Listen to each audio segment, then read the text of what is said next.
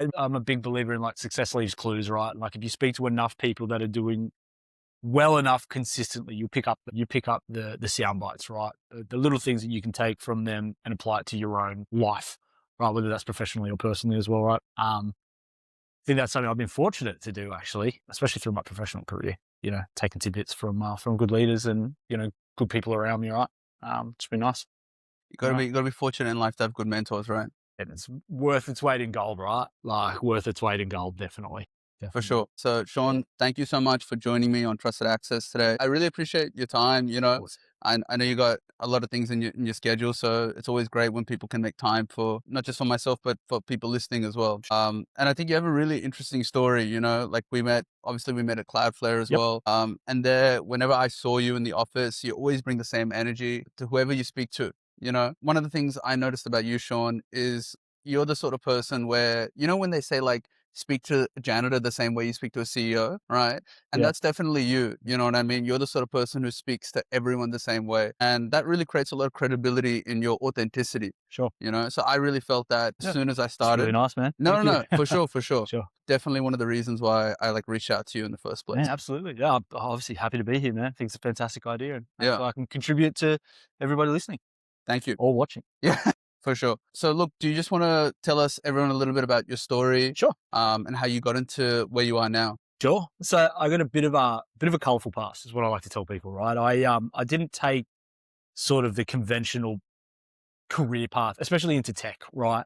Out of high school, I'm going to go way back, right? As far back as you want to go. Yeah. Out of high school, obviously had a bunch of like mixed jobs as anyone did. I flirted with going to uni. I think I lasted a semester doing Yeah. a music degree, right? And I'm like, hey, look, this just isn't for me. I had in my mind since I was very, very young, all I wanted to do was be a musician, right? I even go as far as saying be a rock star, right? I know it sounds corny and horrible, but I really think early on I dedicated so much of my being to trying to achieve that. I was very, very fortunate in my late teens and early 20s to be put in a position where I was in a band who became quite successful, had the opportunity to go and do the tour bus thing and travel and do all of that, which was incredible. And I think at that point in time it felt like the fulfillment of like almost like a life dream.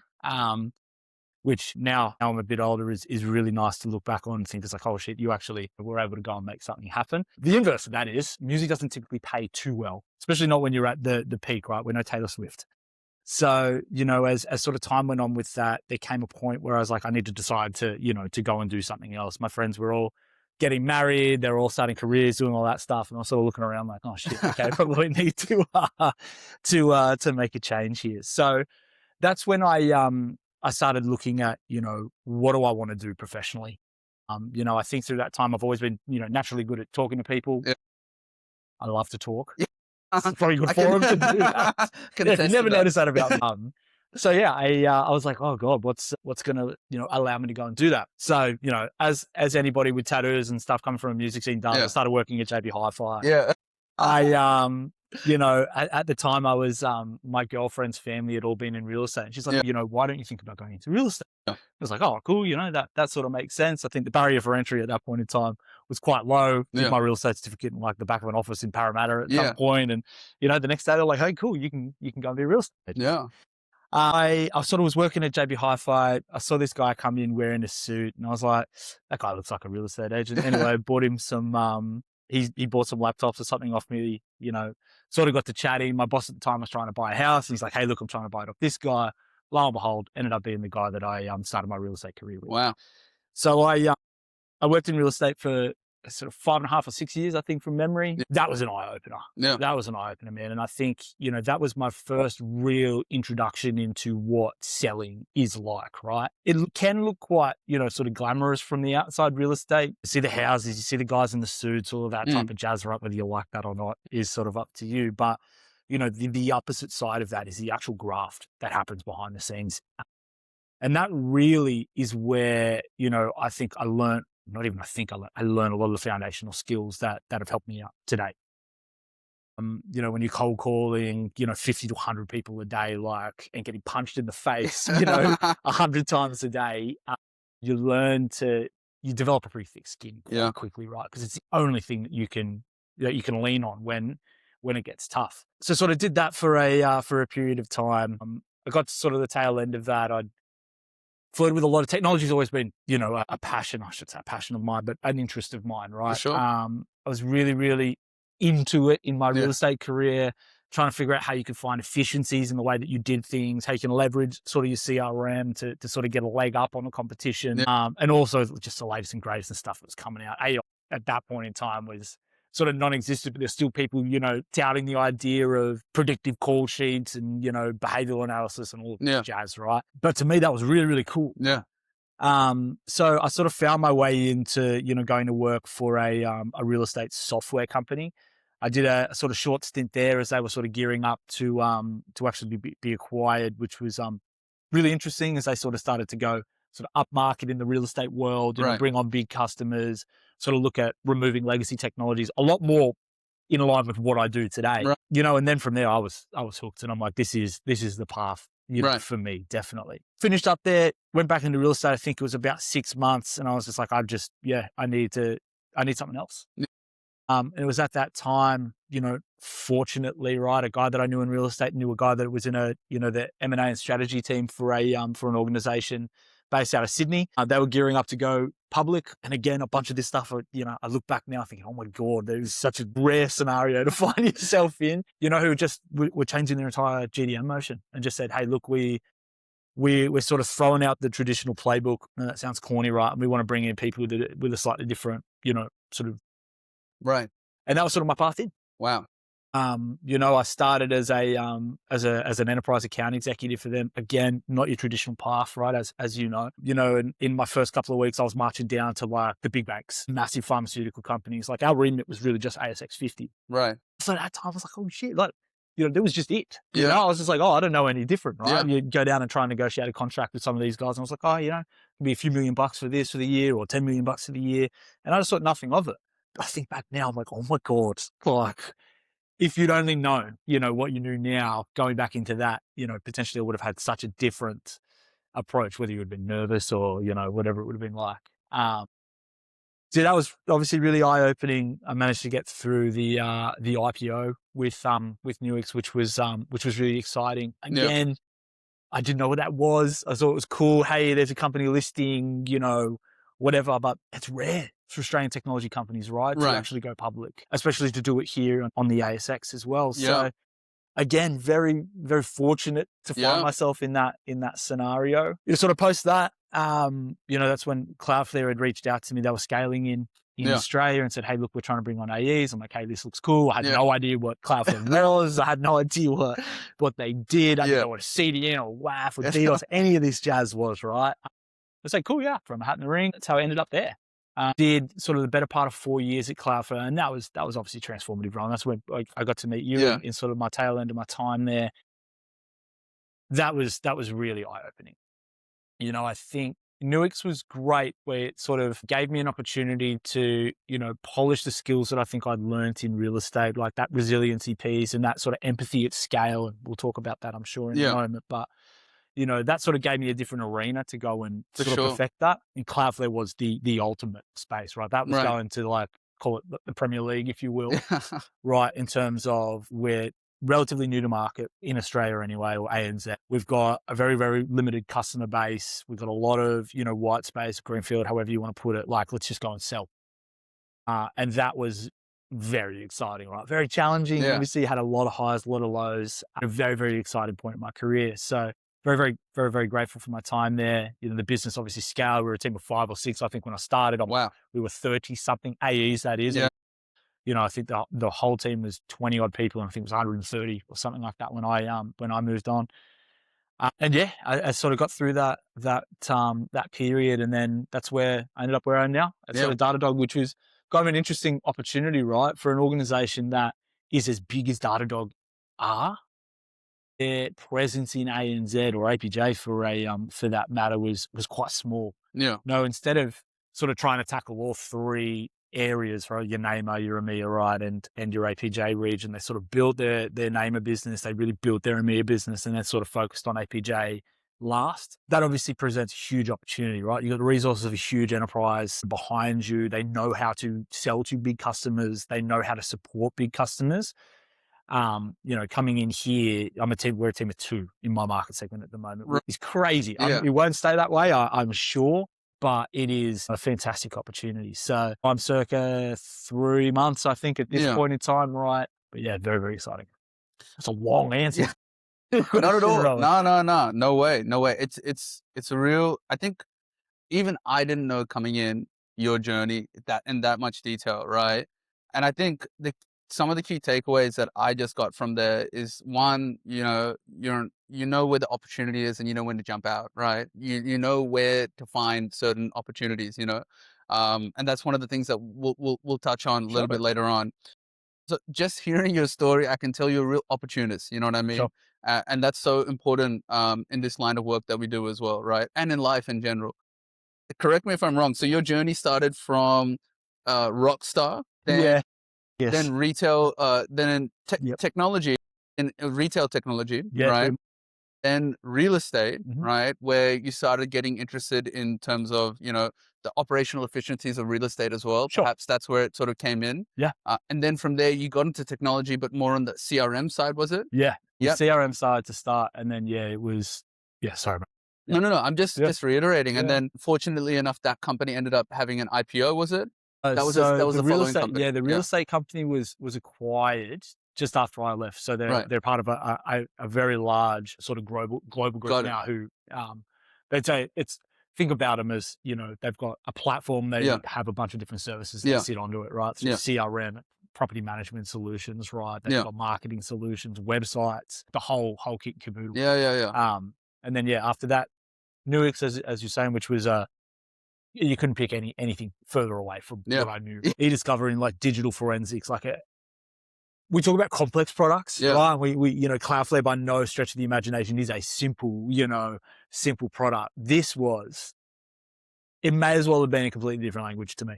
Like I understood about zero going into that. Yeah. Like, eyes wide open, like, oh my God, what is this? Yeah. But that's sort of like the deep end. And I think that I'm a firm believer in just doing it. If you back yourself, I truly believe that you can do anything. I back myself to go in there and sort of prove that. And that was hard, man. By no stretch was it, that was a great training ground for me and a learning opportunity to understand what a truly technical product Yeah. is, to understand the technology landscape, and then eventually make the transition to Cloudflare. For sure. And I think the key message in that story is wherever you jump to, it was completely new. It was completely new, Yes. right? And I think in cybersecurity, for example, like I hadn't been in cybersecurity before this, right? Let alone technology. I didn't even have that much technology experience. Yeah. So for me to jump in, it's daunting sometimes, especially with the people we speak to, right? Knowing that they know this stuff in and out, right? In so much detail, right? Yeah. It's daunting, man. And Yeah. like when they say something and you don't know what to say. Honestly, it's such a massive point, right? Because Yeah. I think if I think about, some of the behaviors I had to unlearn, because I think there was obviously a massive learning going into this, and you obviously want to understand and you start to build out your own knowledge base, right? Coming into Yeah. tech, there was a lot of shit I had to unlearn, Yeah. and I had a very, very, it wasn't actually until, only a couple of years ago, I think I fully grasped this, right? I had a very, very senior leader at our time at Cloudflare sort of say, anecdotally, he probably doesn't even know he, gave me this piece of advice, but probably the one thing that sort of stuck with me out of my whole career in tech to this point, which is, just why aren't you bringing me in on more deals? It's just something so simple like that. Yeah. And I'm like, well, I don't know. And he's like, well, he's bringing me in. He gets me to do this, or he gets me to go try. He's like, I just, why aren't you getting me to do a little bit more? And it sort of made me take stock, Rowan, and think to myself, like, in real estate, the lone wolf is the way that you operate, right? You eat what you kill. You're responsible for your own business. Nobody else in that office really gives a shit, excuse my language, whether you succeed or fail, right? Sure. And coming into technology, I really needed to unlearn that. You no longer had to be the smartest person in the room. You didn't have to be the guy that had all of the answers. You actually needed to do the opposite of that. You needed to understand, to build trust and build credibility, who the right people were to bring in at the right time. If you sort of wanted to front that, and back to your point around, it's like, we want to know so much. When these guys ask you a question, right? Like, they've been doing this stuff for 20, 25 years, 30 years in some cases, right? Depending on how senior they are. You're not going to know more than that. You're not. Like you genuinely are not going to. Mm. But I can guarantee, especially in a lot of these larger companies that we've worked for, there's somebody in the business that can speak to them that way, right? So I think one of the big unlearnings for me was to be the best in this industry, right? You have to win and lose as a team. Yeah. Right.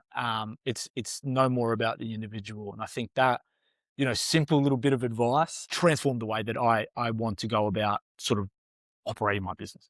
Winning or losing as a team, right? 100%. That's so crucial. I think me coming into this industry very, very new, as a lot of people do, right? Initially, sometimes it can be nervous to ask people, right? Just to ask someone, like, Yeah. because in your head you think people are so busy with their schedules, right? But if you ask, I find, to be honest with you, in my experience, where I am now, like at Cloudflare, I've never had someone say no. Yeah. Never, not even once.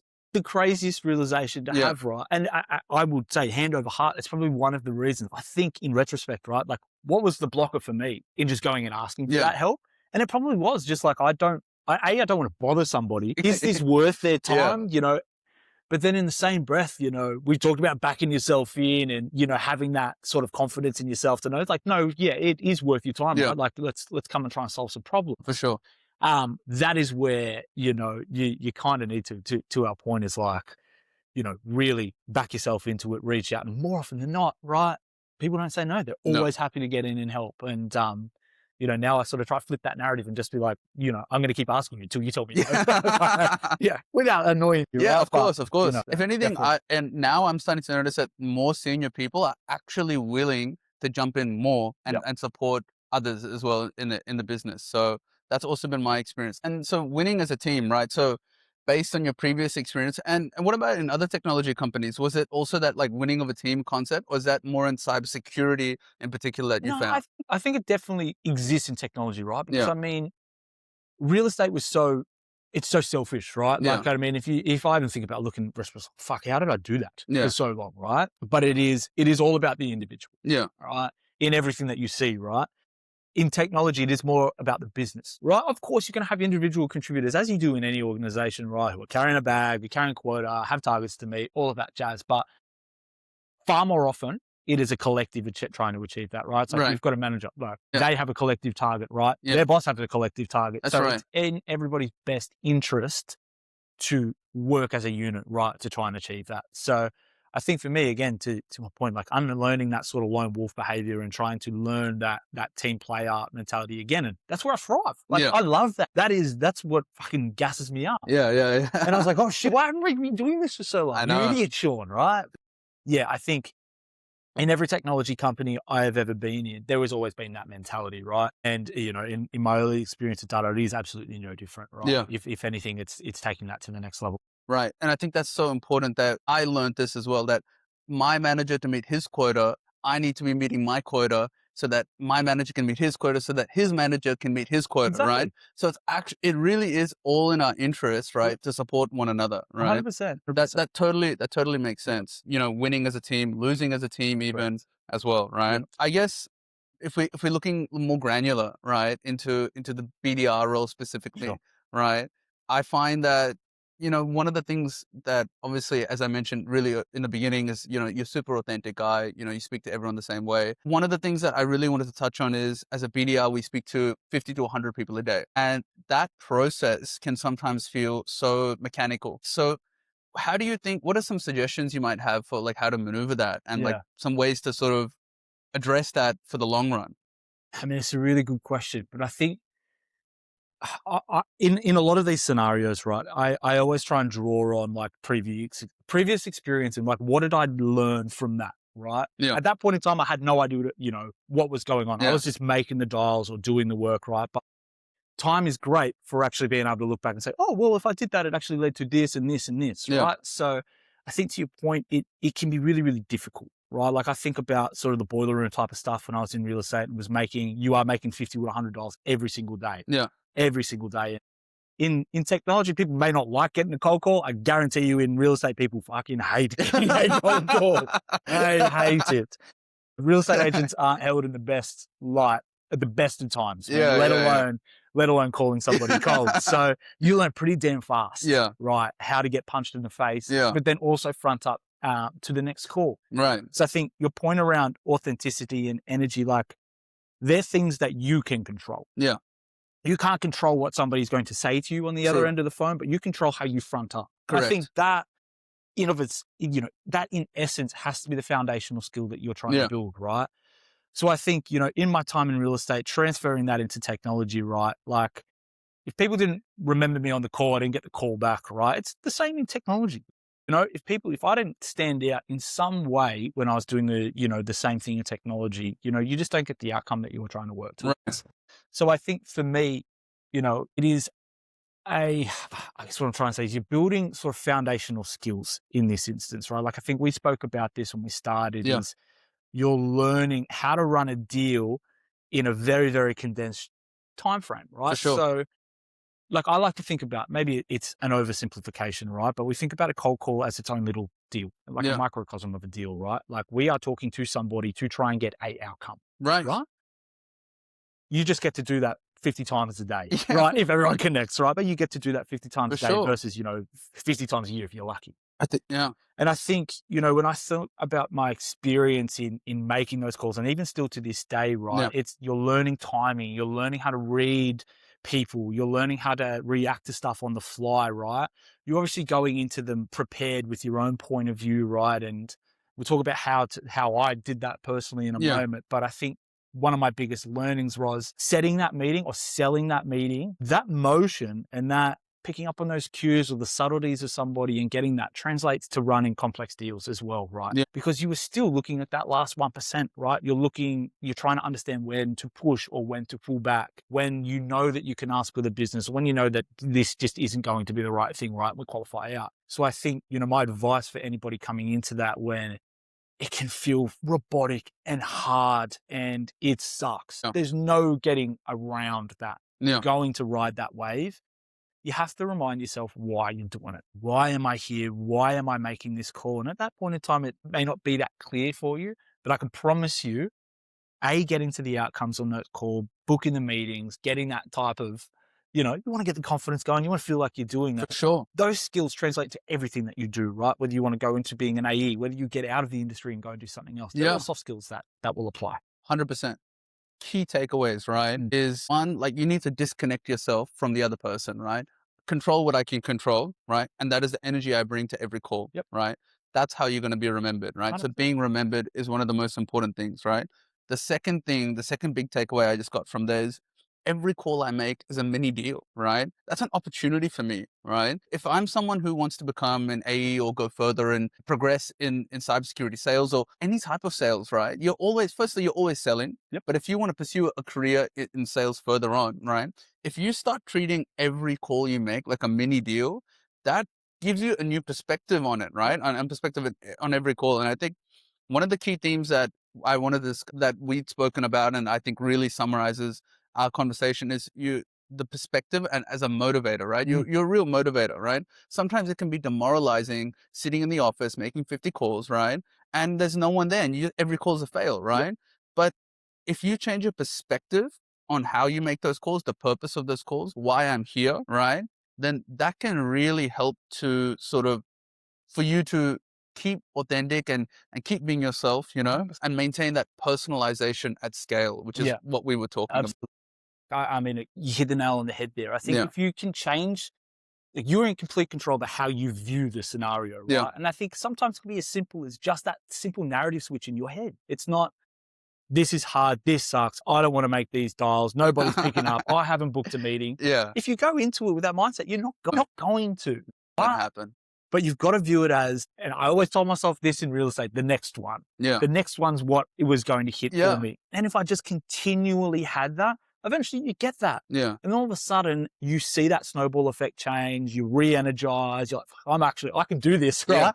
Yeah. I can be a superstar. So you have to. And I mean, it's so critical, right? Just in yourself to be able to turn that narrative immediately. Right? For sure. Just a quote to add on to that is every no is one step closer to a yes. Yeah. Have you heard that one? I have. Yeah, absolutely. I love that one. And I mean, as cliche as we all think it is going to be, it's so true. every no is just another step closer Yeah. to getting the outcome that you want, right? And Yeah. it's just a learning opportunity. You take it, you look at, hey, could I have done anything differently there? More often than Yeah. not, it's just no. Yeah. And that's what it is. It's a knee-jerk reaction of people. You're like, okay, I didn't die. Yeah. I had my boss in real estate that said, like, no, you're never going to die, but it's not that bad. Yeah. Right? And I was like, oh yeah, Yeah, it's actually not that bad. You can scream out, you're like, oh, I'm not dead. Yeah. I get up and like take 2 minutes. I'm like, fucking, well, let's just go again. Go again. Sometimes easier said than done, Yeah. but you've just got to know that you're in control. For sure. So I think great takeaway from your experience in real estate, you deal with far more rejection and a far worse stigma even perhaps, Yep, right? sure. And so, you being able to sort of face that sort of adversity, you're able to take that into, your career, which is Yep. really cool. One of the other things that we had spoken about last week was like the concept of, you know, quantity and versus quality, right? Like you want to make sure that your calls are also quality calls as well. You don't want to just be calling people and then have them and then say, "Oh, what's your business again?" You know what I mean? You automatically lose credibility and Sure. trust, right? So one of the questions I had for you was, how do we manage quality versus quantity whilst Yeah. also meeting our expectations, right? As Yeah. a BDR or SDR. Yeah. I think it's a really difficult question to answer because I think every individual is going to do this their own way. Right. I think, obviously if we look at the scenario is, okay, maybe you've got mandated KPIs by your business, right? It's like, hey, as a BDR, SDR in this, organization, you're expected to make 50 outbounds a day, right? Yeah. When in reality, you're like, okay, I know that I maybe can make 15 to 20 quality outreaches a day, right? Right. I think, as a BDR, as an SDR, even as an AE, right? Because I mean, you're still doing this stuff, right? It doesn't go away. Yeah. You got to think about, how do I hit personalization at scale, right? Yeah. I think this is a big theme that we spoke about. And I think 100%. from my experience, I've always been a firm believer that quality beats quantity any day of the week, right? Yeah. Like you see some of the best guys, like there's a guy in one of our teams who probably has there's like a 35 to 40% like conversion ratio from like Wow. call to meeting. But activity is not as high as some people that you see on the team, right? But Yeah. he is very, very ruthless in his preparation. Wow. So I think, we've got to find, and each individual will do this on their own, how you balance that paralysis by analysis type of approach where it's like, Yeah. oh, I'm going to be super prepared. And then you get smacked in the face in the first call and you're like, oh shit, I'm Yeah. not going anywhere. Right. Versus I've got a cold call script and I'm just Yeah. I think for me, and this is something I learned in real estate again, right? Which was, you've got to find little tidbits for people that make you memorable, right? Right. And you also need to come with a very, very refined point of view. So I always found, okay, if I needed to hit pure volume, I would look at, maybe it was a particular account. I would be like, okay, I might be going to find my 25 contacts out of this account. In today's world, you've got a whole host of different tools that you can use, as you know, right? Yeah. To develop your own hypothesis or your own point of view. Absolutely. Going to the nth degree, right? In Yeah. terms of being, I'm so over prepared and the person I talk to doesn't really give a shit anyway, right? Yeah. So I think for me, what I've always wanted to do is I want to know something about the person I'm speaking to. Not creepy, Yeah. right? Not like, hey, I knew that you went to, Western Sydney University between these years and I saw that you're at, Woolworths with your sister on the weekend, right? I don't want to do that shit. Yeah. But you kind of want to think about maybe something that just piques their interest a little bit. Yeah. Hey, saw you interacted with something on your LinkedIn. Hey, Yeah. saw this happen. Maybe you picked a company page. Hey, look, bang, I'm Rowan from this, or I'm Sean Gynn from here. Hey, look, we help companies do X, Y, Z, right? Yeah. Thought this might be interesting to you because of X, Y, Z that you interested in. Right. Are you interested in maybe learning a little bit? Yeah. Thinking about how I can be like, okay, I want to be memorable. I want to try and lead a lot of this conversation. It's not a hard sell. I'm going into this thinking, we can genuinely help. Yeah. And you've got to have that belief, obviously, going into the call. Leaning into it, being personable without being cheesy and creepy, but then also being to the point. Right. You don't want to be, on the phone for 10 minutes if you're not sort of going anywhere. And you also don't want to be, fluffy. And I think that's how I, anyway, have been able to say, okay, if I needed to meet volume, I'm going to try and balance the quality of my output as well. Right. Not always. No. They're not always. Sometimes I'm like, okay, I'm just going to get through this and I'll do it. For sure. But then again, that's up to each individual. Absolutely. Getting a little bit more granular to that as well. Where do you typically find personalization at scale, right? That's been that's been one of our themes. I typically use LinkedIn, you mentioned, right? LinkedIn posts. Another thing I'm trying to get into is Gemini, Yep. right? Doing account research in Gemini, Yeah. combining that with the LinkedIn, so personalizing the person, but also the business to find what are some problems. Yeah. Are there any tools or things that you, Yeah, man. Being here it's been interesting to see the different levels to this stuff that yeah, organizations are starting to use to help sort of shorten yeah, that research curve, right? yeah, Because when I first started in this game, albeit not that long ago, yeah, the research was the bulk of your day, right? It was really developing the point of view, developing your hypothesis takes up the bulk of the time. And then you're trying to just run through these for calls. sure. Whereas now you can kind of flip the Yeah, switch a little bit, right? You yeah, still need to put in the work when it comes to research, but you can develop a pretty damn good point of view, leveraging a bunch of tools for free. yeah, The cooler thing is when you start to see organizations leverage a lot of their internal knowledge and then start to help you action a lot of those insights, right? right. So without going into too much detail, if you wanted to use like AI or using Gemini and you wanted to think about, maybe John Smith from X company has had a past opportunity with us, right? Yeah, We haven't spoken to him for years. You can take a lot of the different pieces of context, right. throw it all into this AI engine, if you will. Yeah, I was going to say AI, it's in everything, right? yeah, And have it spit out a pretty succinct point of view for you to be right. able to leverage. And Yeah, I think a lot of the SDRs that I work with at the moment, that is one thing that I'm very, very bullish on is, yeah, make your job easier, right? Because you need to get through the volume to meet your meeting quota, right? And do this. And exactly. at the end of the day, that's all anybody's going to care about. Right. But you need to find ways that you're able to shortcut that process. I Yeah, think you've hit the nail on the head, Rowan, in terms of, the tools that you use to do that, but you can continually refine as well. right. Like I take it as far as like using it now to throw my meeting notes into, or I'll throw deal frameworks or something into it, like help me identify where my gaps are, like where do I need to be focusing, Yeah, right? Who do I think that I need to be talking to? Why do I need to be talking to right. that person? And sort of helping that get me further down the road so I can just execute. And I think that's a big piece. And that's where your money is made in the execution. What I'm hearing is that using tools like AI, right? The more information we can give it, the better of a solution it can give us, right? 100%. Like if we have a discovery meeting, right, with someone, or if I've just jumped off of an initial call with someone, using that information, right, collecting the meeting notes, right, using the CRM, right, what's the history on the CRM, right, using the LinkedIn post, it's not just one thing, it's a combination of these things. And 100%. if we use AI, right, we can streamline our account research so that we can hit our volume numbers, Yep. right, and also maximize our success in terms of the quality of our Exactly. conversations. Exactly. And it's like, it only takes one or two conversations with somebody in an account Yeah, that you can develop a whole new point of view, right? You yeah, get a little soundbite from somebody and like, oh shit, that's gold, right? yeah, Like, hey, I know that this use case is right in our wheelhouse.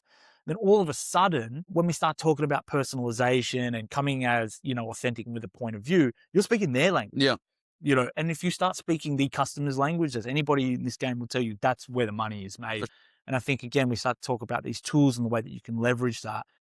You can do some incredible stuff, even as a non-technical seller, yeah, when it comes to hearing technical jargon, translating that into layman's terms and then being able to understand and regurgitate it, yeah. right? It's probably a word to No, use, no, no. but back into the customer Yeah, base, you can move the needle very, very quickly. And then yeah, we start talking about our quality conversations and conversion rates and seeing this go from low percentages into high percentages. yeah. This is a very, very simple way to go. Some of the last things that we really wanted to touch on was, the ability to make the right ask at the right time, right? That goes for both BDRs, but also for AEs, right? Yeah. And in sales in general and life, as a matter of fact, right? 100%. Yeah. Ability to make the right ask at the right time. Are there any sort of universal principles or beliefs that you have about making that right ask based on your experience? That's a really good question. I think obviously it is so critical. We talk about like the last 1% in everything that you do, which is where we get to an inflection point where we're either going to get an outcome. The outcome's going to go one or two ways. Yeah. Right. I think it's a learned behavior in one respect, but then I also think it is so instinctive, right? And I think people are born sellers generally, right? If you're in this game, you're in it for a reason. Yeah, right? yeah. So I think there is always an instinct for that. Where I think you can take that and refine it is when it becomes that learned behavior. Yeah. And we talk about some of the foundational skills that you learn in cold calling and staying motivated. Like that is your training ground. That is trial and error. Yeah. That is, do I have it? Do I not have it? Do I just take a breath and do I ask? Yeah. Right? And whatever happens, happens. Yeah. In my experience anyway, is where I sort of learned how to read people and Right. read a scenario, more importantly, Yeah. or a situation. I think as you sort of progress in your career, it doesn't matter even if you're right at the very top, right? You are still in situations, right, where you're going to need to make an ask or make that, I think now when I see it, I don't see it as too dissimilar to a cold call in a lot of cases, right? Right. You're in the tail end of a negotiation.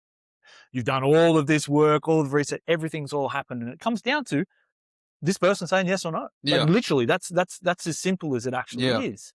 And it's like when you find yourselves in those moments, now I think it's more instinctive, yes, but then also the learned behavior. Have I done everything right? Have we earned the right to ask for this? That skill is obviously invaluable, right? And knowing when to do that is what gets you paid in this game. For right? sure. Because if you don't ask for the business, you generally don't get it, unless you're fortunate, right? And they come to you. Exactly. But yeah, in a lot of cases, right, if you want to expedite it, you've got to be willing to put yourself in the position to ask, right? And the outcome is the outcome. For sure. Detach yourself. We spoke about this earlier, right? Detach yourself from that outcome. You have no control anymore. Giving it all up. It's now on them. Do the work and earn the right. Right. I hope that answers your question. For sure. I think, Ron. When you make that ask, I noticed that some people, like in my experience, some people, it's a bit of like a soft ask. You know what I mean? Sure. It's like, is there something you're interested in? If not, no problem, right? Some people are a lot more firm, right? Yep. They say, do you want this or not? Right? Yep. So just wanted to get your personal opinion for, is that ask when you reach that one sentence, is it firm? Is it soft? Does it depend on the person? What are you thinking about? Yeah. What am I thinking about? 1,000 things I'm trying to tell myself not to. But I think, it depends. Yeah. Right. It's probably not as black and white as do I go hard or do I go soft? Yeah. It really depends on the person. Yeah. What is their personality so, type? yeah. What is your relationship with them like as well? Right. So I think about some of the deals I've done in my career where you get to that inflection point and you spend so much time with these people, right? They know you, you know them. You can get to a point where like, okay, like, hey, Mr. Mrs. Customer, like, are we doing this or not? Yeah. Like, we're at the point now, like my boss is breathing down my neck. His boss's boss is breathing down his neck. Yeah. I kind of need to make it happen. Right? Let's figure it out. But in other scenarios, right, you kind of do need to lead, you do need to lead that conversation, right? And you need to be like, look, we're at a point now where we need a definitive yes or no. Yeah. What do we need to do to get you to yes or no, right? So I think, again, sort of to reiterate that point, it does depend, but I think each individual is going to have their own style. That's true. If you're a person that typically leads with empathy and you want to listen, you seek to understand, and you do this and put yourself in the customer's shoes, more often than not, I find myself personally being in a position where I can ask with sort of that softer approach. Yeah. Whether that benefits me or not, right? And some of my customers will be like, you should have asked me, Sean. And I'm like, oh, shit, okay, I would have maybe won a bunch more deals. Yeah. But I think, my own personal experience around that's really where I've seen it be successful. But don't get me wrong, man. Each of their own.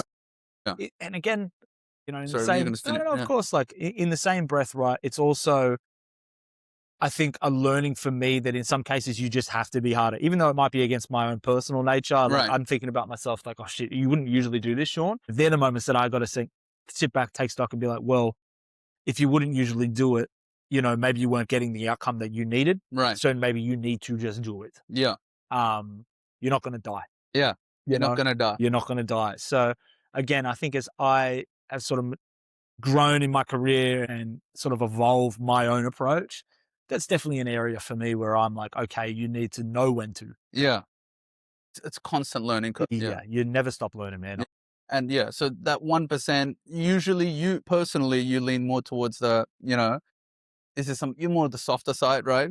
But even then, sometimes you think to yourself, right? Sometimes based on your experience, that maybe I should have been a little bit firmer. So having the versatility, perhaps, to be able to do both, right, is probably really important to read the situation. 100%. Yeah. 100%. I think that is, we talk about soft skills in sales, obviously being the most valuable. Yeah. It's like, we talked about bringing the right people in and winning and losing as a team, right? Like all of that still gets you to the point. Yeah. Right? That last 1% where we literally need to be in a scenario. Look, we're in the situation. We need to be like, are we doing this? We're not doing it. Exactly. Right? Why aren't we doing this? Yeah.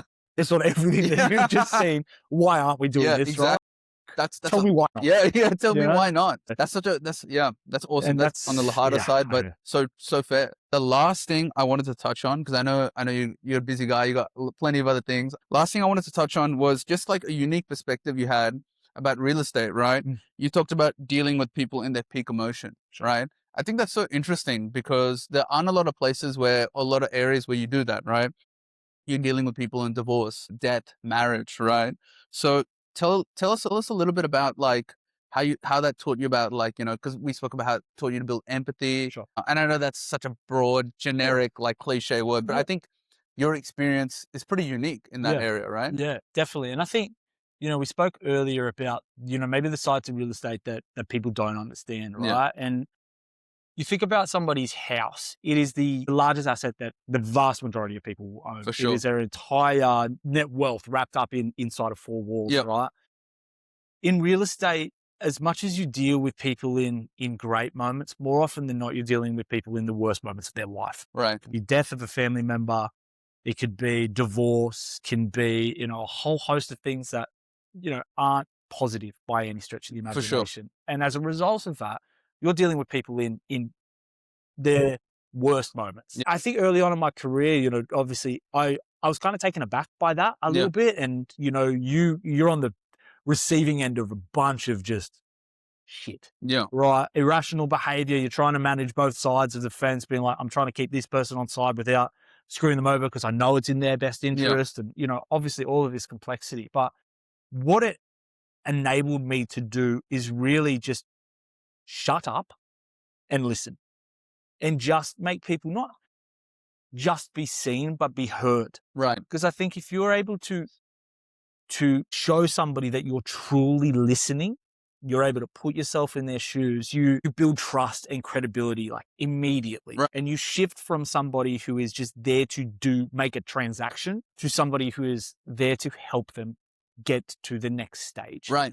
And I think that translates, albeit differently in technology, and you're not dealing with people in the worst moments of that. Yeah. It's still difficult moments, Yeah. right? Like people don't buy tech that often. People are buying it, they're put under pressure. Maybe in Yeah. our game, sometimes it was obviously on the result of some not so fortunate things happening to the organization, Exactly. right? And somebody telling them, fucking go and fix this now. Yeah.